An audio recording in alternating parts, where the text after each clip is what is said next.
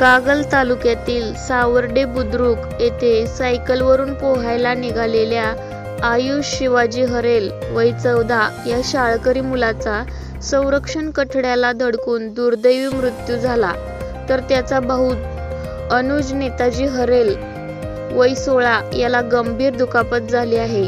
याबाबत घटनास्थळावरून मिळालेली माहिती अशी की आयुष व त्याचा चुलत भाऊ अनुज हे दोघेही दुपारी सायकलवरून कालव्याला पोहायला चालले होते.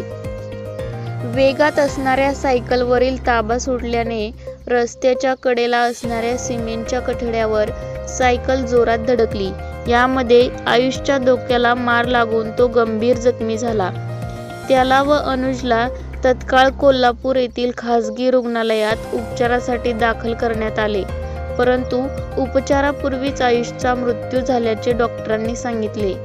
दरम्यान सायकलवर पाठीमागे बसलेल्या अनुजलाही गंभीर दुखापत झाली असून त्याच्यावर कोल्हापूर येथील खासगी रुग्णालयात उपचार सुरू आहेत. आयुष हा महालक्ष्मी हायस्कूलमध्ये 8वीच्या वर्गात शिकत होता. त्याच्या मागे आई वडील असा परिवार आहे.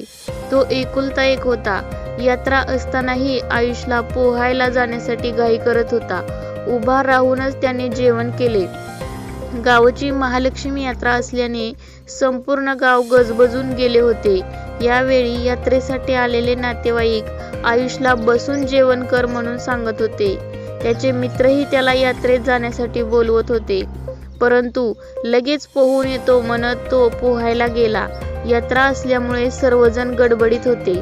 आयुष व अनुज नुकतेच पोहायला शिकले होते, तरीही त्यांना कधीही एकटे पोहायला पाठवले जात नव्हते.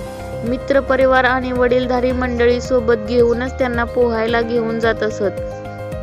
आपण असल्याशिवाय पोहायला जायचे नाही असे वडिलांनी सांगितले असतानाही घरच्या मंडळींची नजर चुकवून आयुष पोहायला गेला होता.